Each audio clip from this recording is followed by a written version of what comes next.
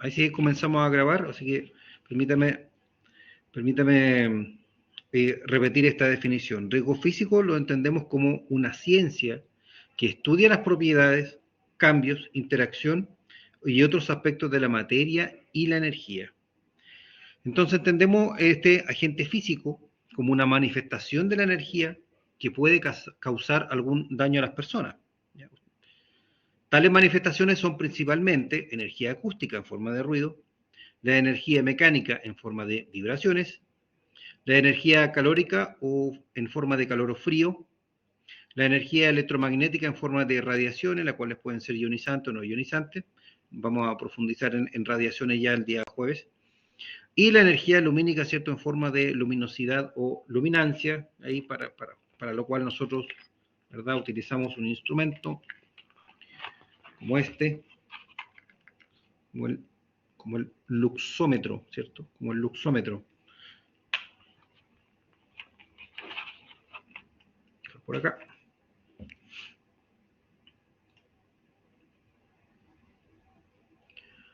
¿Qué es el ruido entonces? De acuerdo a la definición que nos da la OIT y la Organización Mundial de la Salud, ¿cierto? La Organización Internacional del Trabajo y la Organización Mundial de la Salud, lo define simplemente como todo sonido indeseable. ¿Ya? Todo sonido indeseable. Entonces, la misma definición de ruido, lo que tiene ahí en el fondo es una percepción. No sé si a alguno de ustedes, por ejemplo, no sé, le gusta la música, el rock, el heavy metal, el rock pesado. Y no sé, cuando lo escuchan fuerte y todo. Y probablemente para usted puede ser música, no sé, escuchando a Megadeth u otro grupo. Y están felices y no tienen ningún problema y escuchan, ¿cierto?, a altos decibeles la música y sigue siendo para ustedes música. Sin embargo, para su vecino o su vecina al lado, lo único que escucha es un ruido. Es un ruido. ¿Por qué? Porque la percepción que nosotros tenemos frente a esta vibración acústica es una percepción que para mí no dice Laura, para ti no, Laura, ¿qué cosa? ¿Que no es ruido? ¿Sería música?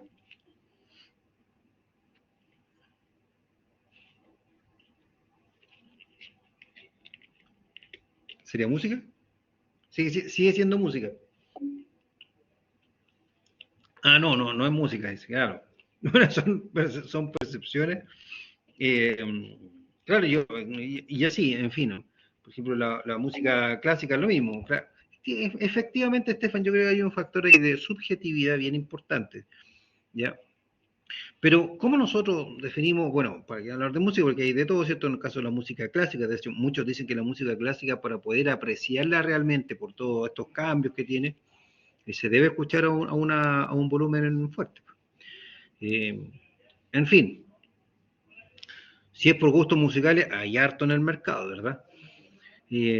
Pero ¿cómo entonces nosotros, desde el punto de vista industrial, cómo nosotros vamos a definir efectivamente cuándo estamos en presencia de ruido y cuándo no? Entonces decimos entonces que este sonido es toda vibración acústica capaz de producir una sensación audible. El sonido entonces es toda vibración acústica capaz de producir una sensación audible. ¿Ya? Veamos las principales fuentes de ruido urbano. Fíjese ahí, miren el turismo, 44%. Y motos, motocicletas, obras urbanas, peatones, vehículos pesados, recogida de basura, por ejemplo, ventilación y aire acondicionado. Saben que los equipos también hacen ruido, ¿verdad? Cuando parten los motores, ¿verdad? Hay inversión de giro en los motores, qué sé yo, siempre hay un ruido.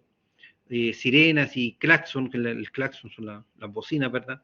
Y otro tipo. Pero habla del turismo en el tema del ruido urbano que provoca mucho, es decir, la cantidad de gente que se desplaza, de vehículos, etcétera, todo lo que está relacionado a esto. Por lo tanto, las fuentes de ruido, también hay fuentes de ruido que son fijas y fuentes de ruido que son móviles.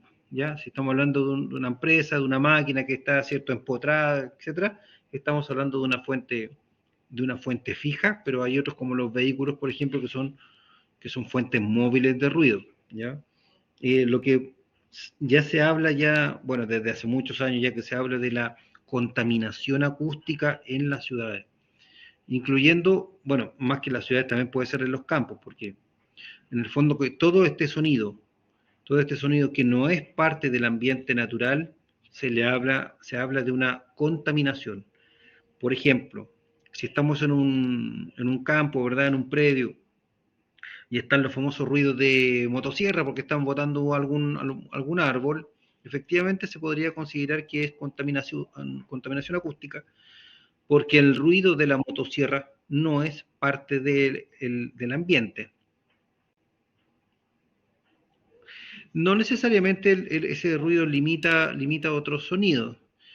Claro, sí, efectivamente. Sí, es que recuerda que el ruido es una percepción de un sonido indeseable, pero ese sonido indeseable también puede ser a bajos decibeles, no necesariamente a altos decibeles que inhiba otro sonido, por ejemplo, una motosierra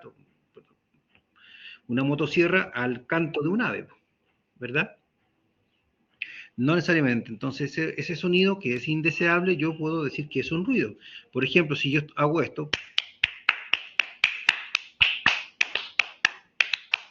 claro, al principio no es de mucho decibel, pero me empieza a molestar. Y probablemente se escucha lo que yo esté hablando, de todas maneras, pero todavía está este sonido. Y ese sonido de estos aplausos finalmente se transforma en un ruido. Me logran escuchar, pero aún así es molesto. Aún así es molesto, aún así interviene un proceso. ¿Ya? Entonces, por eso se habla de ruido como un sonido que no es un sonido no deseado. ¿Ya? Fuentes de ruido hay muchísimas, ¿verdad? Lo podemos ver en la industria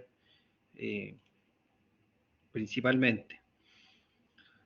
Entonces, ¿cuál es la diferencia entre el sonido y el ruido?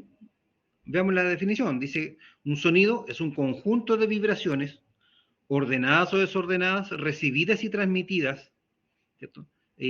Por el oído a las células cerebrales. Consiste en un movimiento ondulatorio producido en un medio elástico, que es el aire, por una fuente de vibración. Ese es el sonido. Entonces, este sonido es una vibración, ¿cierto? En forma de onda, que lo capta, ¿cierto? Nuestro pabellón auditivo, ¿cierto? Nuestra oreja, y a través del canal auditivo se va, ¿cierto? Hacia el cerebro, y el cerebro, esta vibración, la decodifica entre no sé, el ruido de un auto, el ladrido de un perro, etcétera, etcétera. ¿Ya? Pero es una vibración. El ruido, ¿cuándo hablamos de ruido ya entonces? Cuando hablamos de un agente físico, fíjese con la diferencia, porque cuando hablamos de ruido ya le estamos poniendo una connotación negativa, y estamos hablando de que es un agente físico, que cada vez está más presente en la vida diaria de los países desarrollados, es un agente cada vez más molesto, y actualmente se le considera como factor de riesgo para la salud. Ya vamos a ver quién nos produce el ruido. Entre sus efectos negativos, el más importante es la pérdida de audición, ¿cierto? Sordera profesional, hipoacusia neurosensorial, también tiene varios nombres. En el fondo es la pérdida de capacidad auditiva. Pero la pérdida de capacidad auditiva también es un proceso normal, ¿eh? No, a medida que vamos avanzando en edad, la pérdida de audición no es solamente por el trabajo donde nos desempeñamos. Ustedes pueden ver ahí en la presentación cuáles son las causas, ¿verdad? Cuáles son las causas que está entre la pérdida de audición. Y uno es la edad. Entonces, efectivamente, las personas mayores, 80, 90 años, ya no escuchan muy bien. Bueno, esto, como es algo degenerativo, se podría presentar, ¿cierto? A edad más temprana, pero también normalmente se da, ¿cierto? Con las personas mayores, por supuesto, el ruido en el lugar de trabajo, el ruido proveniente de otras actividades y algunos procesos patológicos, y por supuesto el trauma acústico, no sé, Si usted va pasando en alguna parte y no sé, hay una protesta y detona por ahí alguna de estas granadas de ruido o tiran fuegos artificiales, por ejemplo, le puede producir un trauma acústico. ¿Ya? Y ese trauma acústico lo que provoca es una hipoacusia, ¿cierto? O una sordera temporal. ¿Ya? No pierde su capacidad auditiva completamente, sino que lo hace por un tiempo determinado. ¿Ya? Así que ojo ahí con los traumas acústicos. Como contaminante en sí el ruido, digamos que es un contaminante limpio. ¿Por qué? Porque no deja residuos. Yo no puedo decir, oiga, mire, ¿quién dejó este ruido acá botado? No, no es como un derrame, no hay una concentración, no se ve, es verdad. No deja ningún tipo de residuo. Yo no puedo tener un contenedor, una bodega de residuos peligrosos, ¿cierto? Una bodega Respel con contenedores con ruido. No existe eso, ¿verdad? Eh, no tiene un efecto acumulativo en el medio ambiente tampoco. No podemos decir nosotros, mire, la contaminación del agua se debe al ruido, a las grandes concentraciones de ruido que tiene el agua. No, tampoco hay un efecto acumulativo en el medio ambiente. Como es una vibración, una vez que esta vibración puede causar estragos en el medio ambiente, sí, pero una vez que esta vibración cesa, no hay un efecto acumulativo. Pero sí en el ser humano, ¿ya? Es un agente contaminante que menos energía requiere, ¿ya? Y este contaminante recibe el nombre de contaminación acústica. Contaminación acústica. O sea, no va a tener un efecto adverso en el medio ambiente en sí, a excepción de, o sea, no hay una acumulación, pero sí este ruido, esta contaminación acústica, sí podría alejar la vida animal, ¿ya? Es decir, podría alejar aves, podría alejar algunos animales, etcétera. Pues, por ejemplo, si pensamos en un aserradero, ¿cierto? En algún predio, por el solo hecho de que empiezan a llegar los camiones, ¿cierto? Con la madera, etcétera, para que sean trabajados ahí en el aserradero, lo más probable es que, claro, la vida animal se aleje completamente, o sea, todo lo que son conejos, cualquier tipo de roedor, en fin, se alejen del lugar. ¿Ya? ¿Vamos bien hasta ahí? ¿Alguna consulta? ¿Todo bien? Perfecto, perfecto, estimado, gracias. Bien, seguimos avanzando entonces. Los efectos en la salud. Ya sabemos que no se acumulan en el medio ambiente, pero sí en las personas. Entonces, ¿cuál es el efecto a la salud? Bueno, tenemos dos tipos de efectos en la salud. El primero es un efecto fisiológico, o sea, en nuestro cuerpo. Primero, la pérdida de audición. ¿Ya? Puede ser parcial o total. Algún efecto fisiológico no auditivo también puede ser.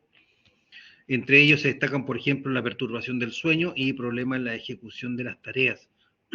Puede haber algún tipo, pues se complementa con el efecto psicológico, que es el nerviosismo, aumento de la tensión, vértigo también puede dar, gracias Laura, falta de concentración, disminución de los niveles de efectividad en la realización del trabajo mental.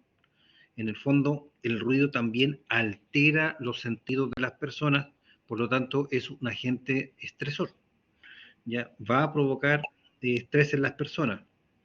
También puede provocar una tinnitus. Recuerde, para aquellas personas, para aquellas personas que no saben lo que es la tinnitus es ese zumbido que escucha la persona aun cuando no hay ruido, pero tiene un pitito en el oído siempre, siempre. Y eso se detecta a través de los exámenes de audiometría. ¿Verdad? Estoy en lo correcto, ¿verdad, Laura? Gracias, Laura. Eso. Tiene ese zumbido, ese pitito. Entonces, a través de la audiometría se puede detectar, ¿verdad? Se detecta cuáles son la amplitud en el fondo de que la persona como está escuchando y también la audiometría es capaz de detectar si la persona tiene tinnitus o no. Y la audiometría, no sé si alguno se ha hecho, ha tenido esa experiencia, entra en una cabina, ponen unos fonos a la persona, está el tecnólogo, el médico, o la doctora, quien sea, la persona que está evaluando, y nos dice, mire, cuando usted escuche un sonido, sea por la derecha o por la izquierda, ¿verdad? Levante la mano, ¿dónde está escuchando? Y empiezan a trabajar a distintas frecuencias y uno levanta la mano cuando escucha algo, bien concentrado. Eso da una capacidad auditiva tanto del oído derecho como el izquierdo, y también puede arrojar algún tipo de patología como la tinnitus y por supuesto la pérdida de capacidad auditiva. Si ponen algún sonido y nosotros no somos capaces de detectarlo, obviamente que hay una pérdida de capacidad auditiva y hay que ver las causas, ¿verdad? ¿Por qué hay una pérdida de capacidad auditiva? El ruido en sí, en un ambiente laboral puede ser medido y cuantificado en términos de su magnitud, es decir, en términos de decibeles, que es la unidad de medida, que se refiere a su intensidad en términos de frecuencia. Esta frecuencia puede ser alta, media o baja. También a sus componentes tonales y en términos de su variación, es decir, si el ruido es estable, es fluctuante o de carácter impulsivo. Ya vamos a ahondar ahí de cuál es cuál. ¿Ya? Referida en magnitud y tiempo de permanencia en el ambiente de trabajo. ¿Ya? Entonces el ruido tiene magnitud, frecuencia y variación. ¿Ya?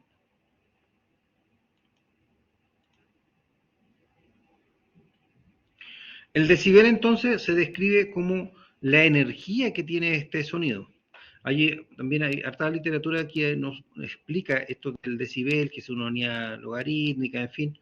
Pero en el fondo, ¿qué es lo que nosotros tenemos que interpretar, que tenemos que saber? Que el decibel es la unidad de medida que tiene el sonido, y en el fondo es cuánta energía está liberando este sonido, recuerda que esta vibración, ¿verdad?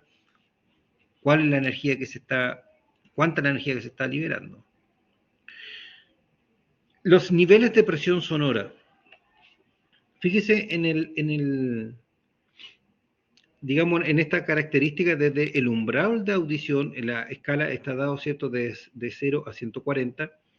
Y aquí, ¿por qué no se habla de ruido en sí? Y se habla de nivel de presión sonora. ¿Ya? Recuerde que el sonido, al ser una vibración, ejerce unos cambios de presión.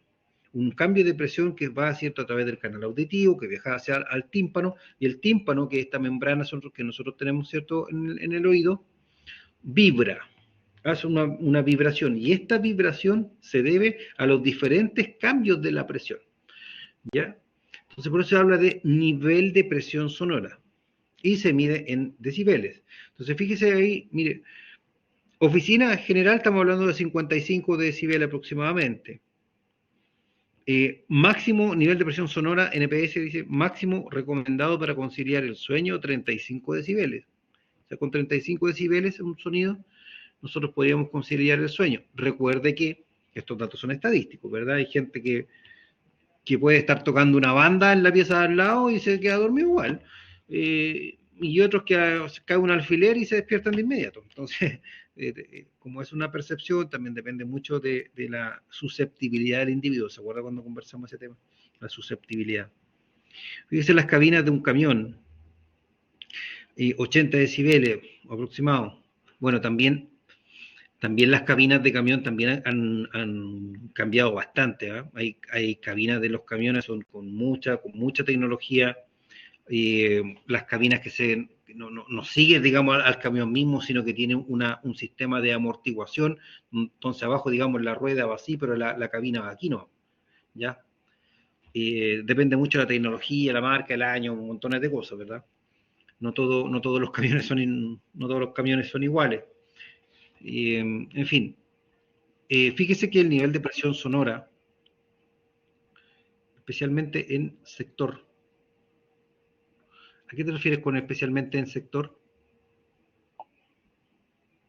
Ah, claro, los motores, sí, claro, sí, los motores también son súper distintos, ¿ya? También muy distintos.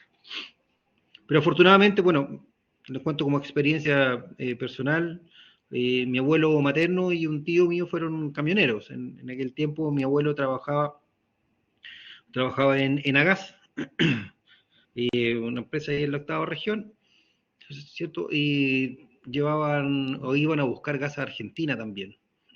Entonces, claro, y de Concepción traía gas para acá, para Santiago, y los camiones eran muy distintos en aquella época, ¿ya? Muy, muy distintos, no había mucho confort para el conductor. Ya, las paradas, ¿cierto? Habían algunas paradas obligatorias, en fin. Bueno, hay montones de cosas y también de legislación que va de acuerdo al transporte de materiales peligrosos. ¿Ya? Ojo con eso, porque recuerde que un gas, ¿cierto? Un gas licuado de petróleo es un material peligroso, por lo tanto tiene una legislación especial para el transporte por calles y caminos, ¿ya? Que no es lo mismo para trenes, no es lo mismo para naval y tampoco aéreo. ¿Ya? Por calle y caminos también. Acuérdese, usted va a ver esos camiones con esos rótulos, ¿verdad? Con número de Naciones Unidas, con un letrero, la información del expedidor, hacia dónde va, etcétera, un número de teléfono. Bueno, cuando las empresas cumplen, por supuesto, con lo que establece la normativa. Fíjese una sierra circular, un esmeril angular. Esmeril angular, también conocido como galletera, ¿cierto? La galletera, están ahí los viejos galleteando o esmerilando, es alto. Bueno, también, también las maquinarias también han ido mejorando sus tecnologías. Los motores son más compactos, más eficientes. Bueno, la mayoría sigue trabajando a 220 volts, ¿verdad? También va a depender del tamaño, en este caso, de la sierra, perdón, del esmeril, ¿cierto? Por el disco que utilice, por la faena que esté realizando, digamos, por la tarea que esté realizando, perdón. No es lo mismo un disco de corte que un disco de desbaste, ¿cierto? Cuando está las chispas, etcétera. Entonces, también depende, por eso que es necesario hacer un programa de vigilancia ambiental. Todos estos valores que nosotros estamos viendo son meramente referenciales, diría yo.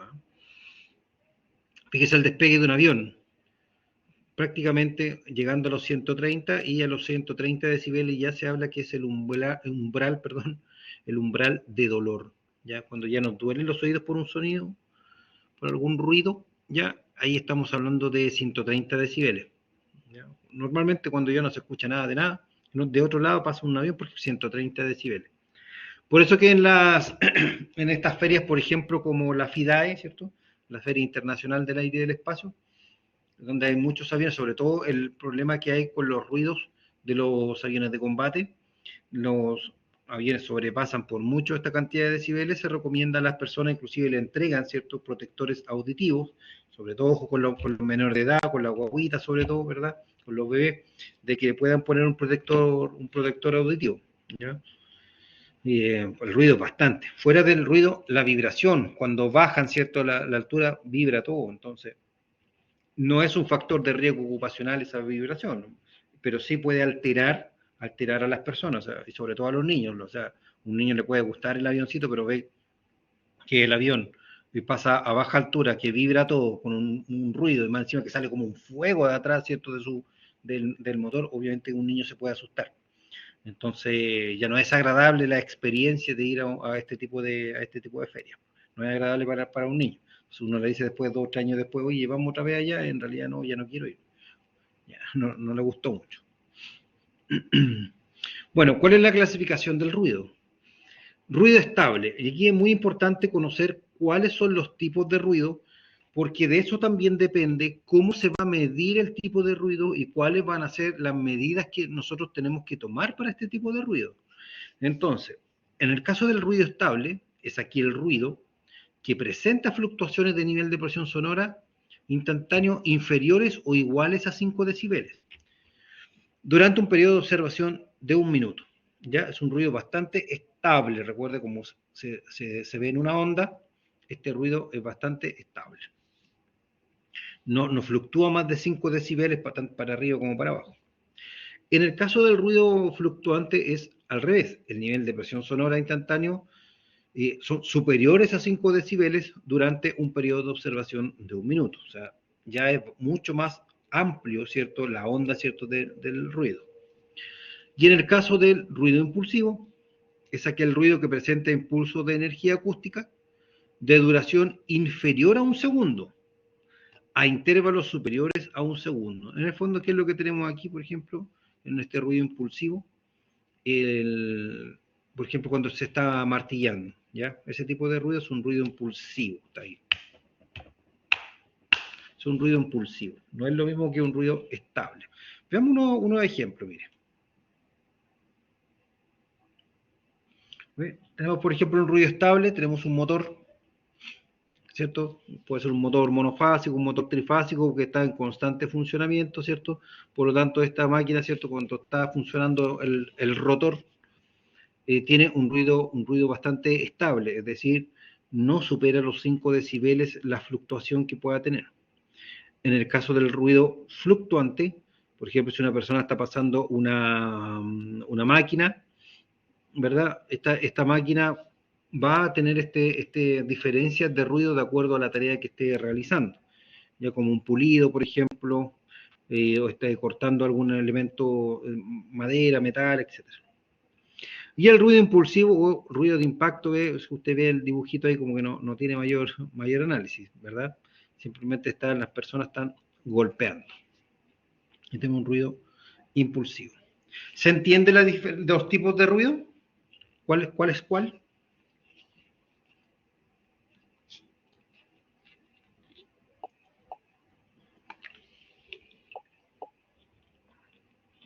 Perfecto, importantísimo, estimados, que entendamos que hay diferentes tipos de ruido porque se miden también de diferente manera, ¿ya? Se miden de diferente manera.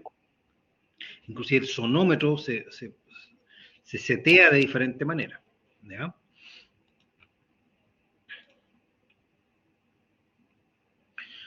¿Qué dice nuestro famoso y querido Decreto Supremo 594? Artículo 73, número 1.1 del ruido estable o fluctuante. Y lo estoy viendo también, que es lo mismo que nosotros tenemos en nuestra presentación. Artículo 73. En la exposición a ruido estable o fluctuante, se deberá medir el nivel de presión sonora continuo equivalente, ¿cierto? El que se expresará en decibeles ponderados A, con respuesta lenta, es decir, decibeles A lento. Y eso, ¿por qué es importante que salga en el Decreto Supremo 594? Porque de esa forma nosotros vamos a setear el sonómetro, ¿verdad? Cuando nosotros le ponemos los parámetros en el sonómetro para poder medir el ruido, nosotros vamos a decir, mire, como ya sabemos identificar cuáles son los tipos de ruido, nosotros los vamos a poner en decibeles tipo A lento, ¿ya? El artículo 74 dice, la exposición ocupacional a ruido estable o fluctuante deberá ser controlada de modo que para una jornada de 8 horas diarias, ningún trabajador podrá estar expuesto a un nivel de presión sonora continuo equivalente superior a 85 decibeles A lento, medidos, ojo, en la posición de oído del trabajador, ¿ya? Y esta medición es sin protector auditivo. Sin protector auditivo. O sea, ¿cuál es el ruido puro que hay ahí, sin el protector? ¿Ya? Ya vamos a ver las tablas a continuación. En el artículo 75 nos indica que los niveles de presión sonora continua equivalentes, diferentes a 85 decibeles lento, se permitirán siempre que el tiempo de exposición a ruido del trabajador no exceda los valores indicados en la siguiente tabla. Vamos a ver la tabla entonces. Fíjese la tabla. Se da cuenta que la tabla va entregando diferentes cantidades, ¿cierto? Diferentes cantidades de decibeles, diferentes cantidades de decibeles de acuerdo a la cantidad de horas.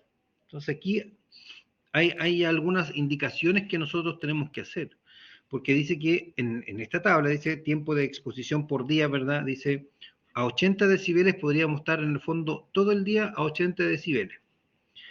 Pero fíjese que a 85 decibeles podemos estar 8 horas a 85 decibeles. Pero ojo ahí con este concepto, porque aquí lo importante es cuando entra Prexor. Porque resulta que el Decreto Supremo 594 nos dice que no es que nosotros podamos estar siempre a 85 decibeles 8 horas y no nos va a pasar nada. Lo que nos está indicando es que esa es la cantidad máxima que nosotros podemos estar, máximo, es decir, al 100% de la exposición por día, que son los 85 decibeles, la cantidad máxima. Entonces, eso es importante para nosotros poder establecer de que esos 85 decibeles, no es que estén 85 decibeles 8 horas y no le pasó nada, no. Eso es la cantidad de dosis máxima que puede estar un trabajador, o sea, estamos trabajando ahí al 100%, 100%. Así que ojo con eso. ¿Ya? Y está la tabla completita ahí hasta que llega, ¿cierto? Ahora, imagínense, a 115 decibeles, que ya nos está dando 29,12 segundos. O sea, la nada misma. ¿Se entiende cómo se interpreta esta tabla, verdad? Ahí están horas, minutos y segundos.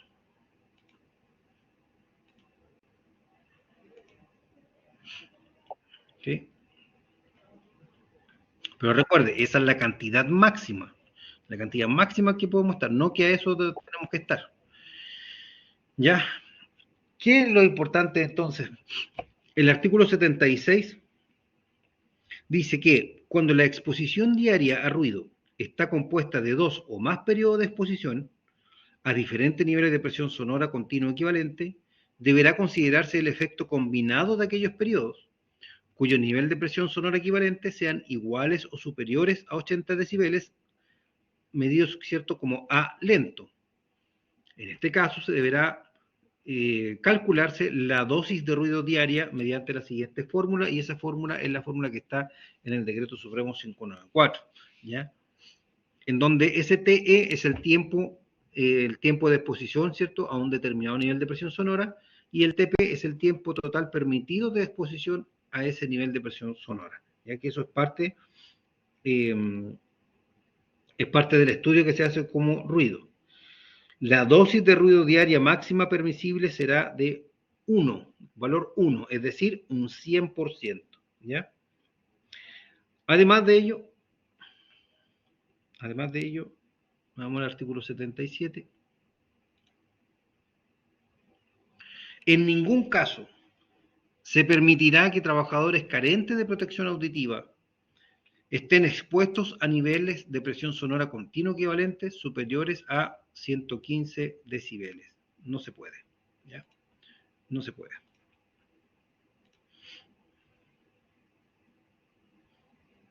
Piensen ustedes, por ejemplo, en las personas que trabajan precisamente en los aeropuertos, ya que están en la losa de operaciones en un aeropuerto, o que están cercanos que trabajan cercano a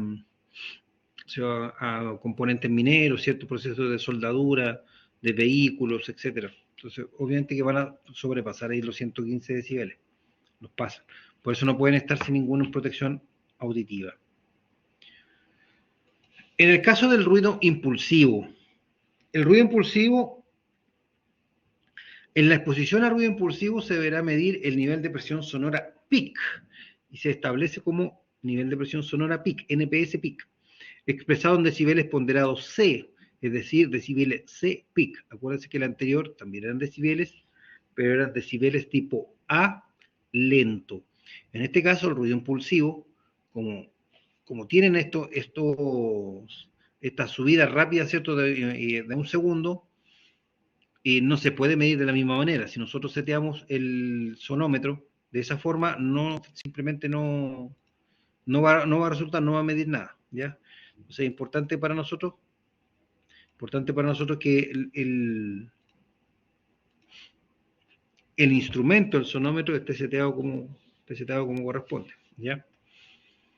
En el artículo 79, la exposición ocupacional a ruido impulsivo deberá ser controlada de modo que, para una jornada de 8 horas diarias, ningún trabajador podrá estar expuesto a un nivel de presión sonora PIC superior a 95 decibeles, medidos en la posición de oído del trabajador, ¿ya? No puede estar a más de 95 decibeles.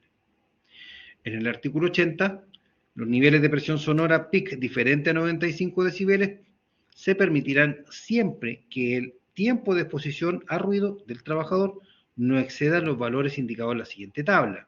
O sea, aquí ya tenemos otra tabla más. Recuerda que todas estas tablas están en el Decreto Supremo 594. ¿Ya? Y ahí tenemos, ¿cierto?, un ejemplo de la tabla. 90, ¿cierto? 90 decibeles C, PIC, 24 horas. Fíjese acá, 95 decibeles, 8 horas. ¿Se fija? ¿Ya? Recuerde que estos valores se entienden para trabajadores que están expuestos sin ningún tipo de protección auditiva. ¿Ya? Y medidos en posición del oído del trabajador.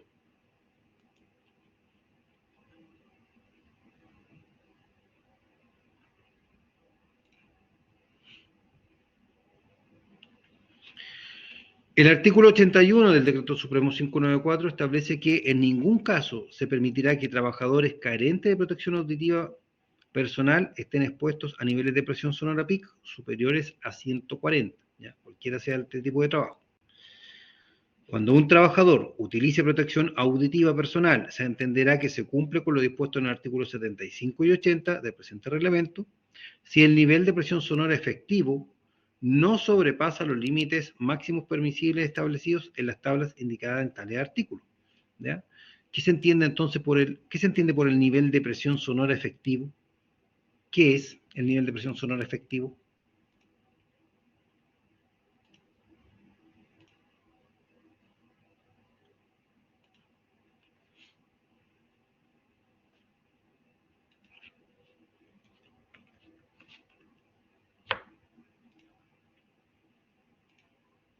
¿Qué se entiende cuando la legislación dice nivel de presión sonora efectivo?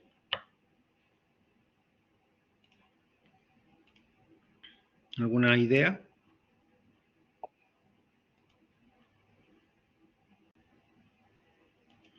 No. No necesariamente, Carlos, ahí habla de las horas que están expuestos.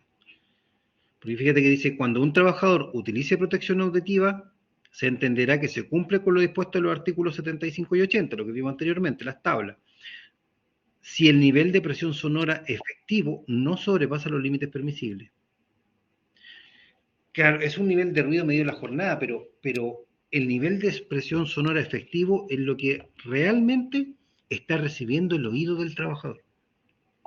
¿Ya? Claro, efectivamente, lo que está recibiendo el trabajador en forma directa.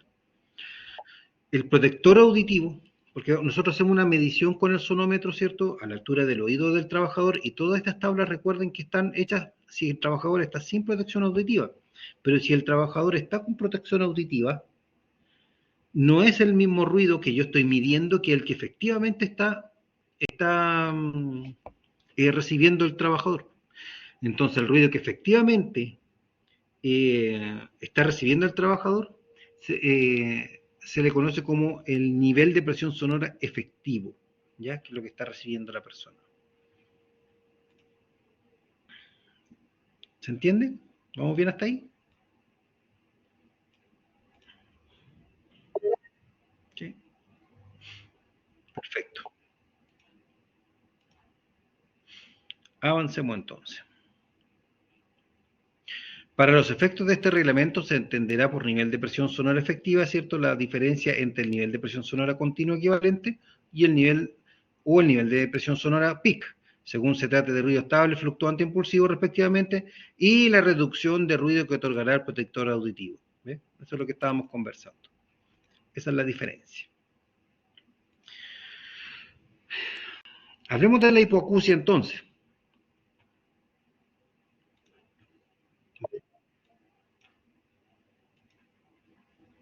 Estefan, por favor. Hola, profe, ¿me escucha? Sí. Consulta, entonces, el ruido efectivo, o sea, perdón, la presión sonora efectiva, digo,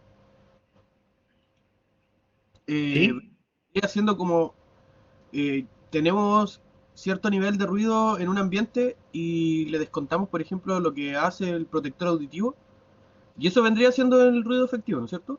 El nivel de presión Claro, sonora. Ah, ya, vale. Sí, tenía esa. exactamente. Gracias. Claro, eso es lo que efectivamente, porque nosotros estamos midiendo un ruido, pero como el trabajador está con su protector, no es lo que está recibiendo el trabajador. El trabajador está recibiendo menos porque tiene el protector auditivo. ¿Ya? Entonces hay que descontarlo ahí. Bueno, la hipoacusia entonces.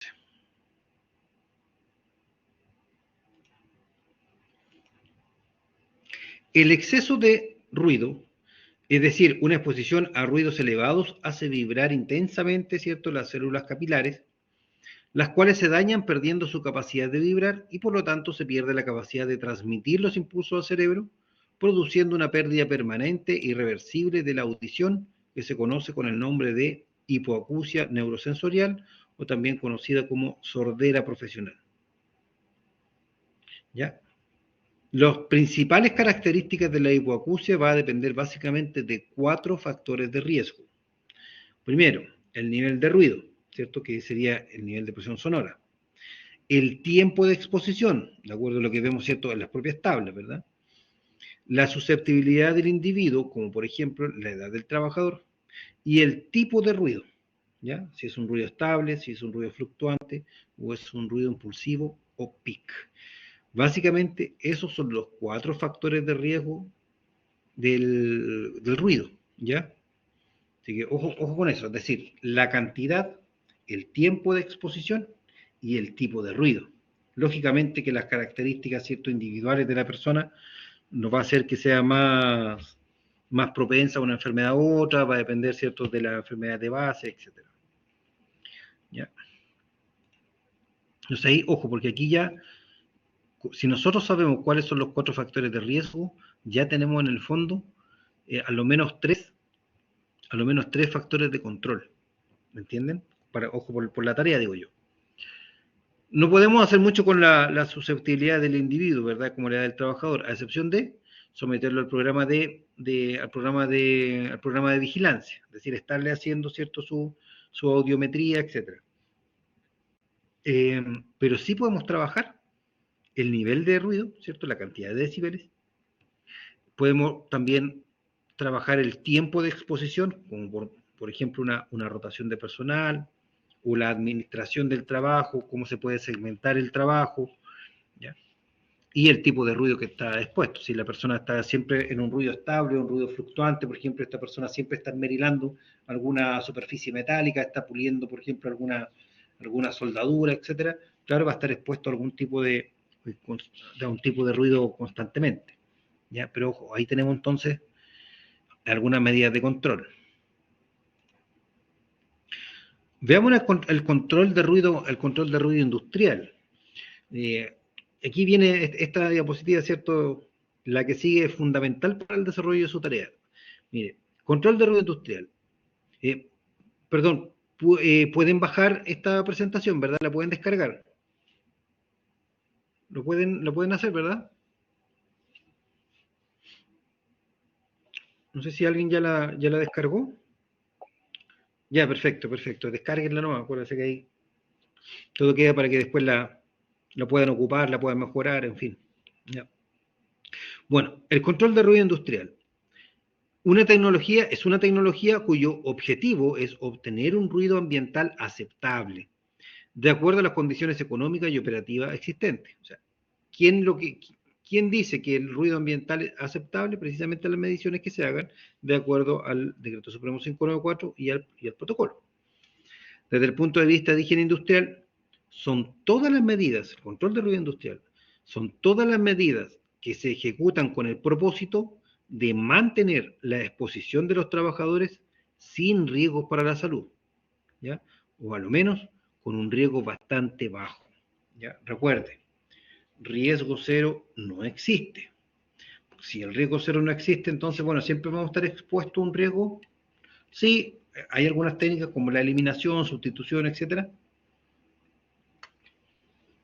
Pero recuerde, como no solamente tenemos ruido, sino que también otros factores físicos o químicos.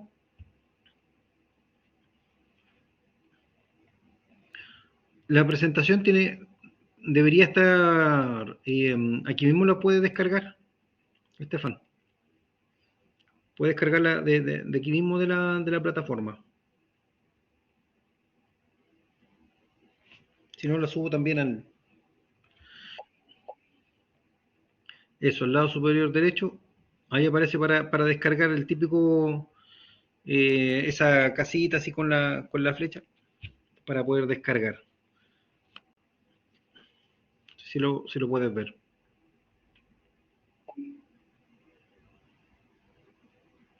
Descargó en PDF. Ah, ya está. Bueno, si quieres, mire, yo lo puedo subir ahí a, digamos, al Drive en formato en PPT para que la puedan tener como consulta y, como digo, la puedan modificar, resumir, etcétera. Lo voy a subir ahí. Bueno, entonces, ¿cómo hacemos finalmente este control de ruido industrial? O sea, ¿cuáles son las medidas que nosotros tenemos que ejecutar para hacer un control de ruido industrial? Y básicamente al grupo de WhatsApp se fue eso. Gracias, Mauricio. Fíjese que básicamente como todo riesgo físico, todo riesgo químico, básicamente se hace de la misma manera.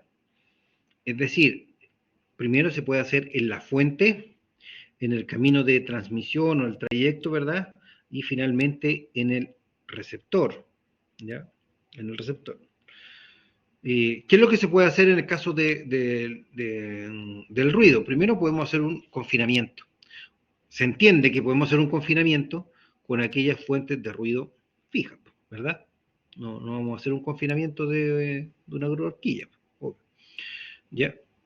Podemos hacer un confinamiento o encerramiento, ¿cierto?, de alguna máquina, ¿ya? Podemos hacer el cambio de la maquinaria propiamente tal. O sea, hay que hacer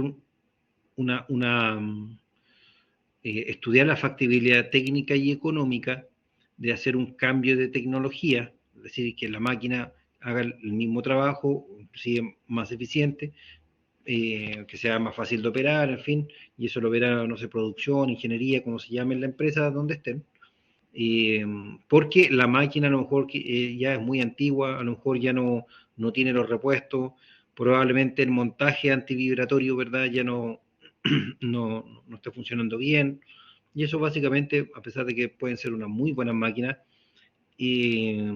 también tiene un tiempo de depreciación, ¿verdad? Entonces eso es lo que buscamos en el fondo, poder aislar la fuente tanto del medio de transmisión como del receptor. Por otra parte, si tenemos una maquinaria y esta maquinaria va a estar, no es automatizada, necesita un operador, de todas formas podríamos encerrarla, de todas formas podríamos confinarla. ¿Qué es lo que evitamos así?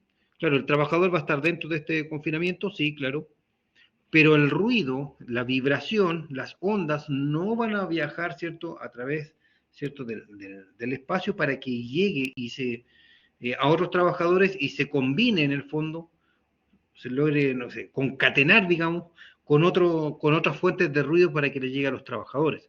Entonces, de todas formas, si ahí en esta máquina pueden trabajar 2 o 3 personas o una sola persona, de todas formas se puede hacer este encerramiento y este confinamiento. Otra de las medidas que nosotros podemos tomar, ¿cierto?, en el camino de transmisión o el medio de dispersión, es precisamente utilizar, ¿cierto?, primero aumentar la distancia, es decir, aumentar la distancia entre la máquina y el trabajador, ¿cierto?, que está expuesto. Ahora, se entiende que este trabajador que está expuesto no es el operador, no es solamente el operador de la máquina, sino que hay otros trabajadores alrededor, ¿ya? Y lo otro que se puede hacer, ¿cierto?, poner pantallas, ¿cierto?, pantalla antirruido. Estas pantallas, sobre todo, se ocuparon harto cuando hicieron por si alguien no las ubica, hay unas pantallas antirruido ahí en las carreteras. En las carreteras. ¿Perdón?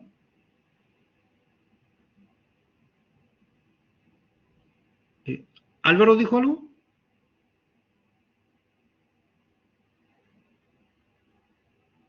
¿Sí? ¿No?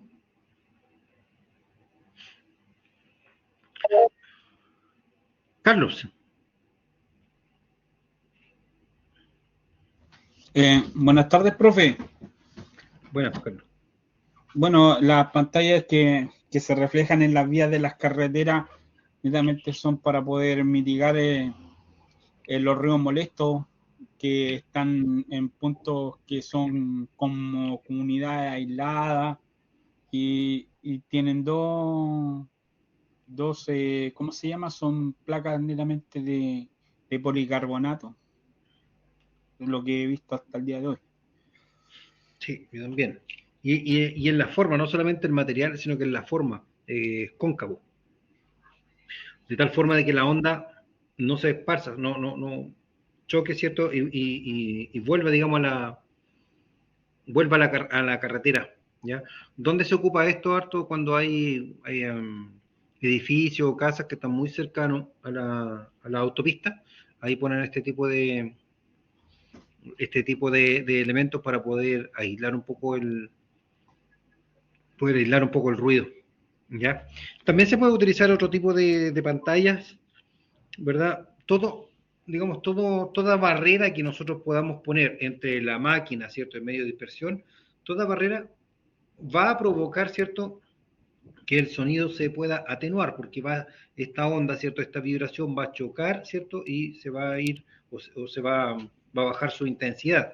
Puede que le llegue el ruido a las otras personas que están ahí en el sector, ¿cierto? En la nave donde estén trabajando, pero va a llegar con mucho menos intensidad que si llega en forma libre, ¿ya? En forma libre. Entonces se ponen estas pantallas.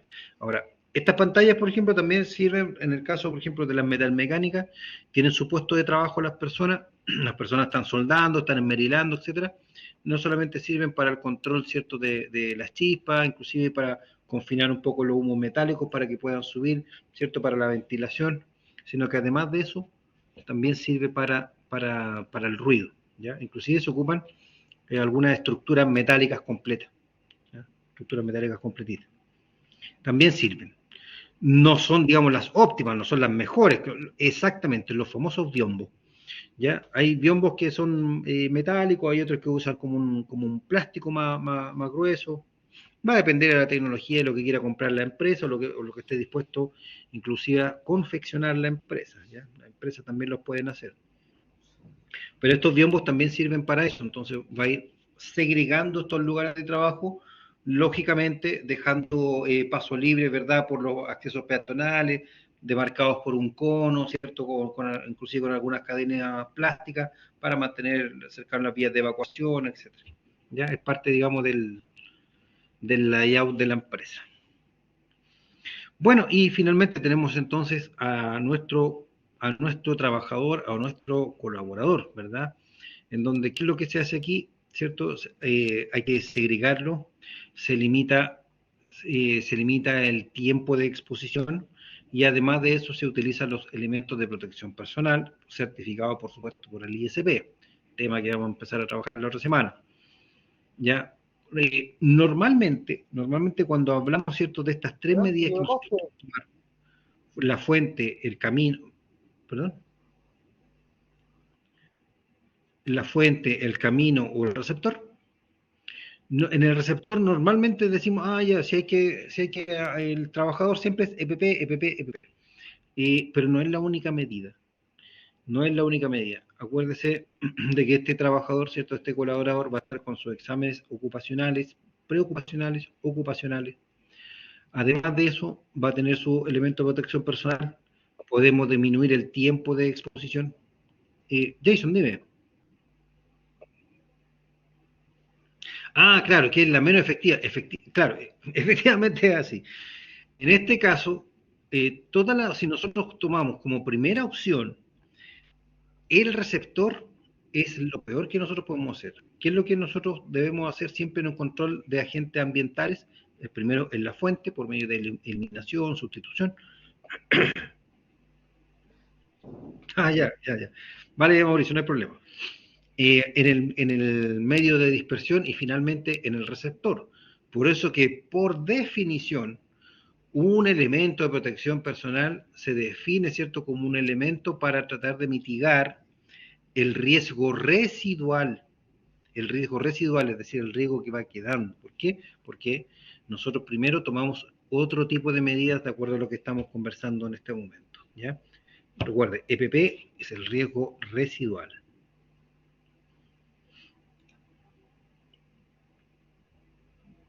De hecho,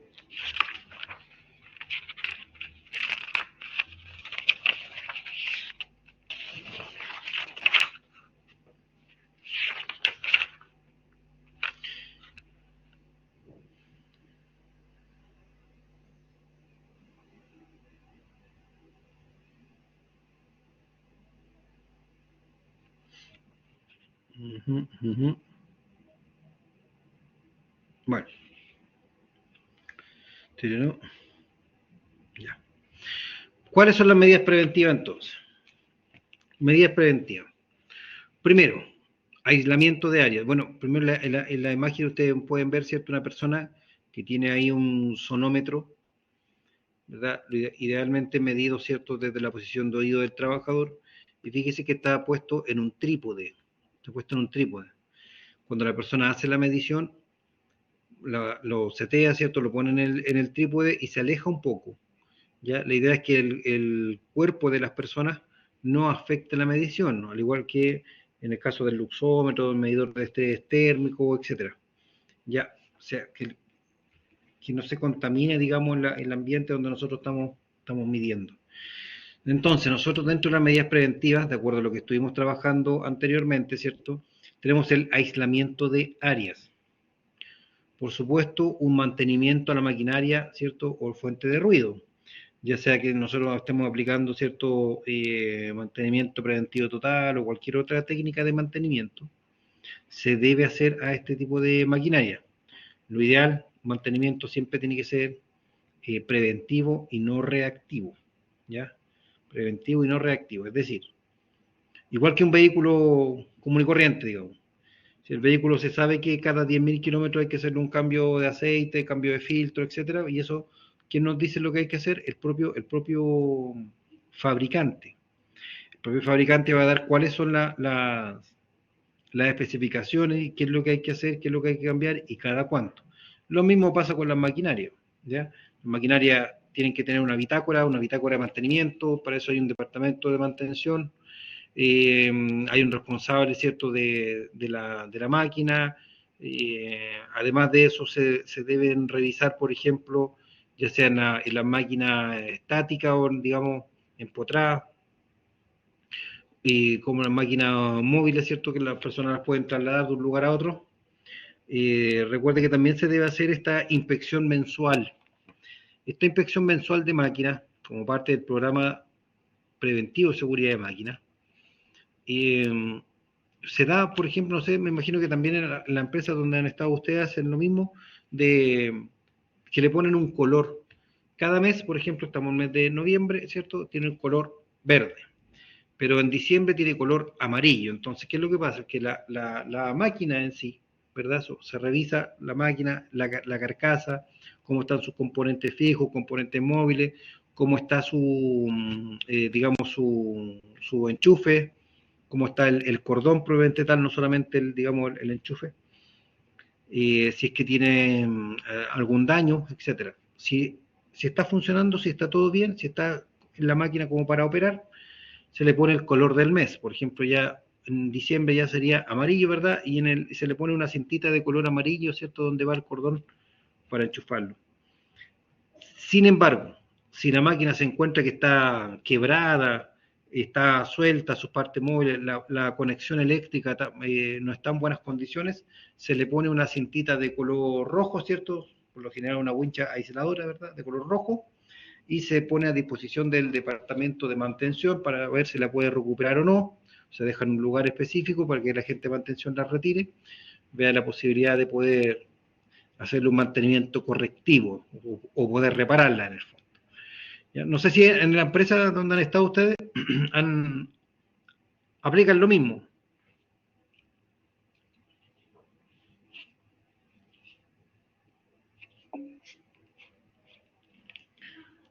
Jason, ¿en qué parte?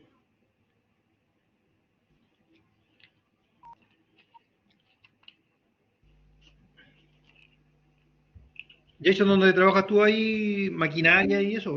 ¿No? Sí, trabajo en dos lados, profe. De lunes a viernes trabajo en una empresa de seguridad como prevencionista y sábado domingo en una empresa de alimentos también como prevencionista. Y sí hay la empresa de alimentos sábado domingo, sí hay maquinaria, pero no aplica en esto de los colores. No. Ya, sí, mira, es una buena medida. También hay, claro, hay algunos chequeos, pero sin colores. En el fondo es una medida bastante gráfica. ¿Por qué? Porque resulta que yo, por decir algo, yo tomo instrumento, ¿cierto? O esta máquina, y resulta que estamos, bueno, cuando se hacen los primeros días del mes.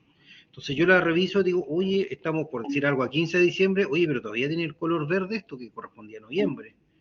Oye, pero no puede ser, alguien nunca o no la han usado o no la han revisado. Entonces, ¿cómo sé yo si la conexión eléctrica está bien, si está en el fondo esta herramienta, la herramienta también se hace lo mismo, por ejemplo, para ver los sellos, para ver todo eso, las empuñaduras, ¿cierto? Los mangos, se revisa completo, ¿ya?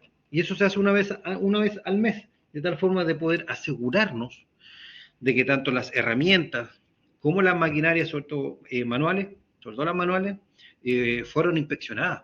Porque las máquinas, claro, llega un turno, le da, las dejan ahí, ¿cierto? Guardadas, viene el otro turno, y le dan, pero ¿cuándo las revisan? ¿Cuándo las inspeccionan una maquinaria? No la inspeccionan. ¿Ya? Para eso también recuerde que hay unos formatos de unos checklists, ¿cierto? De inspección de máquinas, ¿cierto? Si no, es bueno hacerlo, que se vayan viendo qué sigue la grúa puente, ¿cierto? Que se vayan revisando cómo están las botoneras, cómo están las máquinas fijas. El departamento de mantención tiene que tener una bitácora de tal manera de que nosotros, en el fondo, en nuestra función de prevención, sepamos, inclusive visualmente, cuáles son las herramientas que fueron inspeccionadas y cuáles no. Ahora, ¿qué es lo que pasa o qué es lo que hacen algunas personas, algunos colaboradores? No sé, toman una sierra, por ejemplo, toman la sierra, ve que tiene el color verde y la cambian por el color amarillo nomás y ya la necesito ocupar rápido. Pero ahí es cuando vienen los accidentes, porque las personas no revisan la maquinaria, ¿ya? No revisan sus conexiones eléctricas, no la revisan antes de hacer un chequeo de preuso. Y ese código de colores se aplica, hay un calendario, digamos, anual y se aplica, ¿cierto? En los primeros días del mes se debe revisar la máquina y cambiar el color, ¿ya? Es parte del programa preventivo de seguridad de máquina, ¿ya? Así que, ojo ahí, como idea les sirve. Carlos, dime.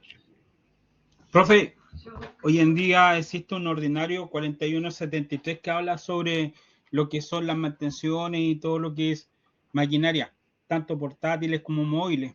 El ordinario 4173, que es obligatorio, que aparece en la región metropolitana.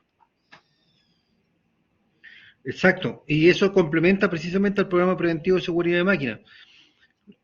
Recuerda que las estadísticas de la suceso, en la página de la suceso nosotros podemos buscar diferentes estadísticas con respecto a accidentabilidad. Por ejemplo, nos dice qué personas se accidentan más, hombres, mujeres, en qué etapa, por ejemplo, si hay accidente de trayecto, qué parte del cuerpo se accidenta más, inclusive en qué horario, todo eso está ahí.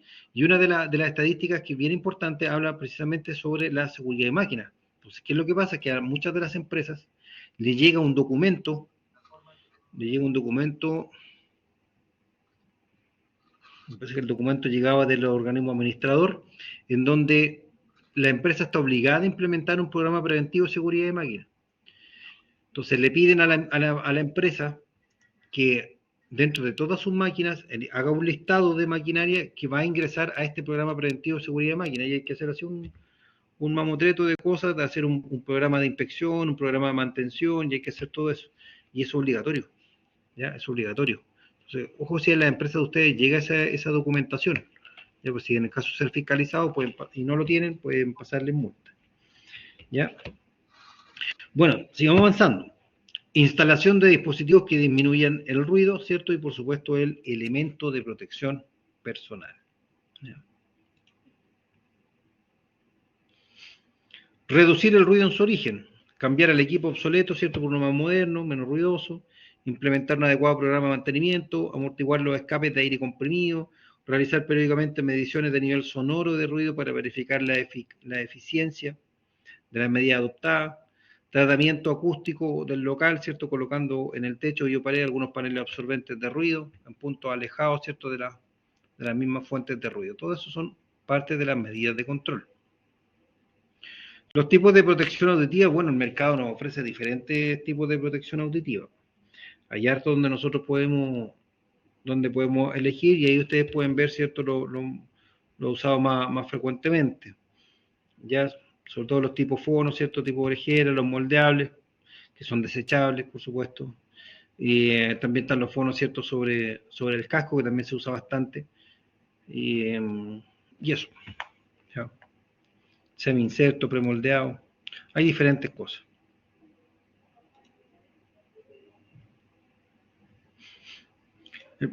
Entonces nosotros ya empezamos a hacernos, ya tenemos, digamos, este conocimiento de ruido, ya sabemos cuáles son los tipos de ruido, las mediciones que hay que hacer, ya vimos cuáles son las tablas, etcétera, etcétera. Bueno, ¿qué pasa cuando un trabajador está expuesto a más de una fuente de ruido que es lo común? Bueno, de acuerdo a la legislación del 594, nosotros debemos calcular la dosis, ¿verdad? Y ahí está el cálculo de dosis que está dado en el 594, ¿verdad? La dosis va a estar dada por el tiempo de exposición a un nivel de presión sonora equivalente específico, ¿cierto? Que se suma al tiempo de exposición de otra máquina, que se suma al tiempo de exposición de cuántas máquinas la persona esté expuesta. Ahora, la dosis de ruido diaria, recuerde que a lo más es un 1, tiene que dar 1 o bien un 100%. Pero fíjese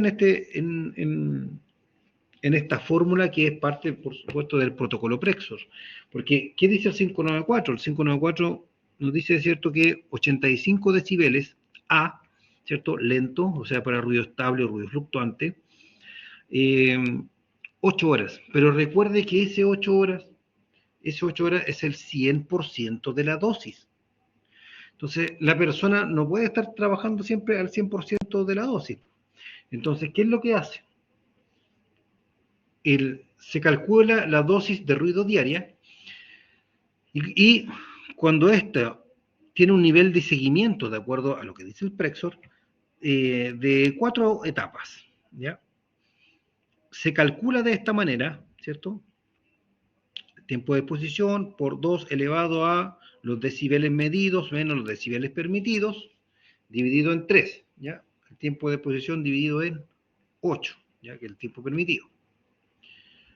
Entonces, aquí vamos a avanzar a la otra fórmula y vamos a explicar entonces la tablita del Prexor. ¿Cómo se calcula entonces o determinar la dosis de ruido y el tiempo de exposición, ¿cierto?, diario permitido? Para determinar el tiempo permitido se calcula utilizando el decreto supremo, ¿cierto?, o aplicando la siguiente fórmula, y podemos aplicar esa fórmula en donde el tiempo permitido es 16 dividido por 2 elevado al nivel de presión sonora menos 82 dividido en 3. ¿Ya? Considerando las fórmulas anteriores, ¿cierto? Hay que determinar, por ejemplo, para un nivel de presión sonora 90, pero no vamos a hacer ese ejercicio ahora porque para que no perdamos tiempo en ese cálculo, se los dejo ahí para que lo puedan ver, ¿ya? La relación entre la dosis de ruido y el nivel de presión sonora. El nivel de presión sonora equivalente para la jornada diaria, ¿cierto? La fórmula dice que es el logaritmo de la dosis, que se calculó anteriormente, ¿cierto? Más 0,30 dividido en 0,30, se multiplica por 3 más 82 y me va a dar el nivel de presión sonora equivalente en decibeles. Eso es parte del cálculo que se hace. Ya recuerde que nosotros podemos aplicar esta fórmula, y de hecho yo les dejo aquí este ejercicio si es que lo pueden realizar, lo quieren realizar, ¿ya? Y la idea es que puedan ver que aquí hay un nivel de presión sonora, ¿cierto? Hay 2 horas, una persona que trabaja en el torno, después está 1 hora trabajando en una fresadora, el mismo individuo, está expuesto a 95 decibeles, y a 3 horas en una rectificadora, ¿cierto? Y está a 88 decibeles. El resto del tiempo está expuesto a 75, por lo tanto, de acuerdo a lo que establece el 594, no se debe considerar como parte de la dosis, ¿ya? Entonces, veamos el protocolo, entonces, el nivel de seguimiento de Prexor. Prexor, ¿cierto?, que este protocolo de exposición ocupacional, parte por ahí por el año 2011, hace una aclaración con respecto al 594. ¿Por qué? Porque habla de diferentes niveles de seguimiento de acuerdo a la exposición ocupacional que se tenga al ruido, pero que sea menor, ¿cierto?, al 100%. Entonces cambia el criterio de evaluación y dice, mire, si un trabajador, después de la fórmula, eso que vimos que es parte del estudio de ruido, si tiene una dosis entre un 50%, ¿ya?, y un 100%, debe tener un periodo, ¿cierto?, de audiometría. Cada 3 años se debe estar sometido, ¿cierto?, al programa de vigilancia a la salud. Recuerde que hay un programa de vigilancia a la salud, hacia las personas, y un programa de vigilancia ambiental, ¿cierto?, al lugar de trabajo. Pero si usted ve la tabla, fíjese que dice nivel de presión sonora equivalente, ¿cierto?, para 8 horas, dice 82 decibeles. Entonces dice que si el nivel de presión sonora es 82 hasta 85, el periodo, ¿cierto?, de la audiometría es cada 3 años. ¿Y por qué 82? Porque si usted reemplaza ese 82 en las fórmulas anteriores, le va a dar que ese 82 corresponde al 50% de la dosis diaria. ¿Ya? Haga el ejercicio y ahí se va a dar cuenta. Mire.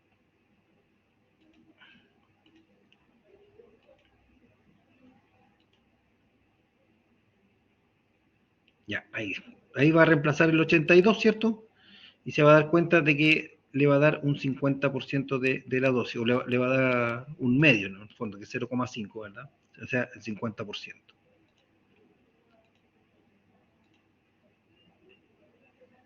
¿Ya?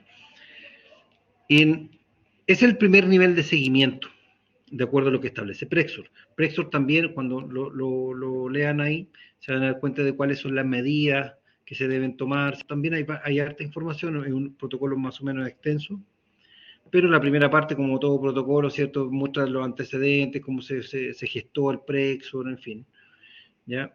Pero lo importante, lo central aquí, es la dosis de ruido diaria, ¿cierto?, y los niveles de seguimiento, y cada cuánto finalmente hay que hacer la audiometría a los trabajadores. Entonces, si la dosis de ruido diaria está entre un 50 y un 100%, cada 3 años.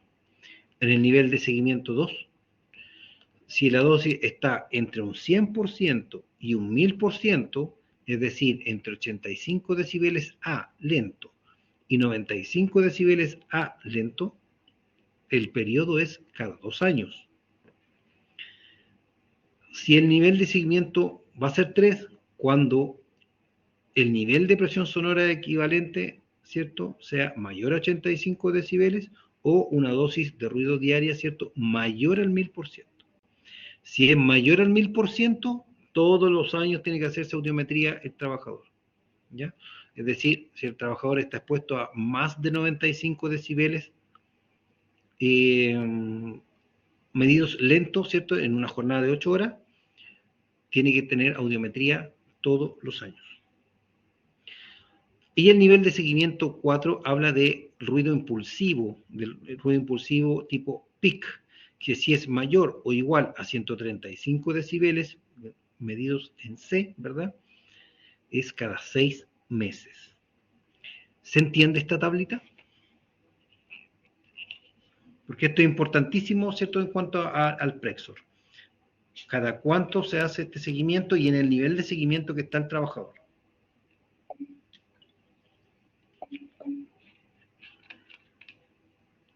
Excelente. Prexor después nos va a dar, ¿cierto?, cuáles son las medidas, qué es lo que hay que hacer, nos da ciertas medidas de ingeniería también, nos da varias recomendaciones.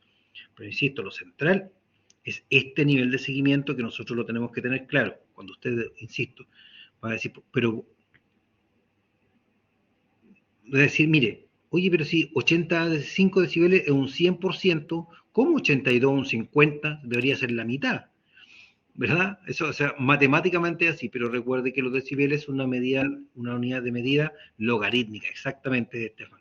Como es logarítmico, y ustedes cuando lo reemplacen en la fórmula, se van a dar cuenta de que le va a dar ahí un medio, ¿cierto? 1 partido por 2, que eso es 0,5, y si lo multiplicamos por 100, finalmente va a ser un 50%. Entonces, eso es lo que se busca, ¿Ya? Eso es lo que se busca, que el periodo de las audiometrías, la periodicidad de la audiometría va a estar de acuerdo a qué, a la exposición que va a tener, es decir, a la dosis de ruido diaria que va a tener el trabajador. ¿Ya? Eso es lo que se busca. Bien, estimados. Harto conversamos de ruidos, ¿verdad? ¿Les quedó claro más o menos de los tipos de ruido? La medición, la periodicidad de la dosis, los tiempos de exposición, las medidas de control también es importante. ¿Quedó más o menos claro? Bueno, tienen la información ahí también de consulta. Y aquí está el protocolo de vigilancia.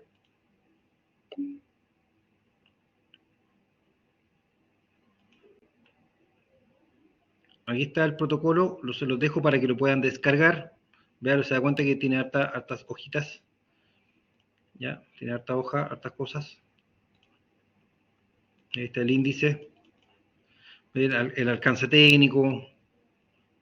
¿Cuál es el objetivo? Y ahí está la vigilancia. ¿Se acuerda que le decía que hay una vigilancia ambiental y una vigilancia para la salud? Bueno, ahí están especificados, ¿cierto? ¿Cuáles son los dos? Procedimientos de derivación del trabajador, ¿cierto? Post determinación de una enfermedad profesional. O sea, todo lo que hay que hacer también me lo dice el protocolo. ¿Ya? Ahí está.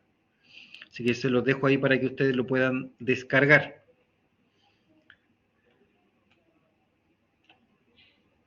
¿Lo descargaron ya o lo tienen? Bueno, de todas formas, es fácil encontrarlo en internet en todo caso, este protocolo. Lo voy a encontrar de inmediato ahí. Vamos a ver aquí.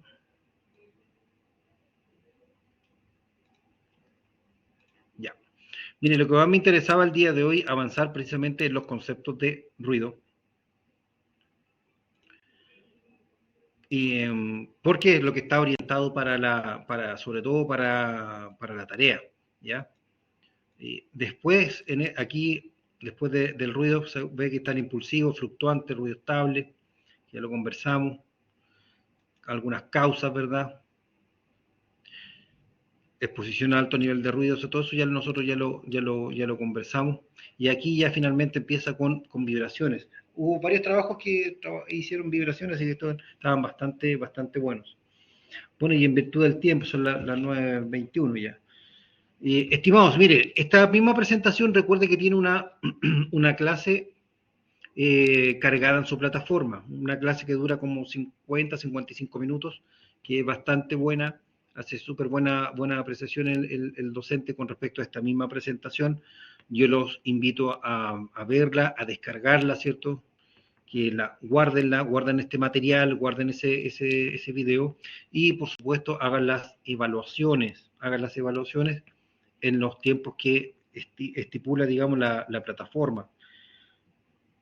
Recuerden los aspectos formales, los tamaños de letra, el tipo de letra, que los párrafos estén justificados, en fin, todo lo que se pide con los aspectos formales. ¿Ya? Ojo con el trato de la información, recuerde llevarlo entonces a legislación chilena.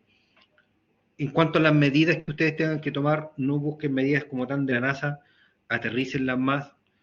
Si bien es cierto, no le piden una factibilidad técnica y económica, pero uno siempre lo va a tener en mente, porque cuando uno le afecta mucho en el fondo el flujo de caja, ¿cierto?, a la empresa, y va a decir, chuta, prevención es muy caro, y a veces no tenemos que sobredimensionar las medidas. Siempre se parten por medidas administrativas, ya, como por ejemplo la rotación de personal, bajar los tiempos de exposición, etc. Ya, varias cosas que conversamos el día de hoy. Bien, estimados, ¿alguna duda, alguna consulta? ¿Algún comentario o algún aporte que quieran hacer?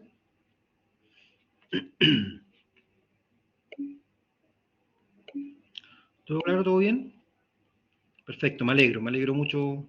Recuerde que lo que vimos en la sesión del día de hoy es complementario a lo que está en la plataforma, es complementario. Hay algunas cosas que están igual, esa obvio porque es parte de la teoría, pero todo esto es complementario. Entonces, recuerde ir revisando este material también, no se queden solamente con la clase, nosotros lo vemos de un punto de vista, con algunos aportes, algunas cosas personales, pero el material que tiene IP Chile es bastante bueno, estimados. Bien, pues, muy contento entonces, vamos a tomar un tapsin para recuperarnos un poquito más, para que estemos mejor el día jueves, que tengan una excelente semana, que estén muy bien, cuídense, y nos vemos entonces el día jueves, que les vaya bien, cuídense. Nuestra última sesión el día jueves, acuérdense, la última sesión de higiene, ahí la próxima semana seguimos con EPP. Muchas gracias, estimado, que estén muy bien, cuídense. Chao, chao. Gracias, Laura.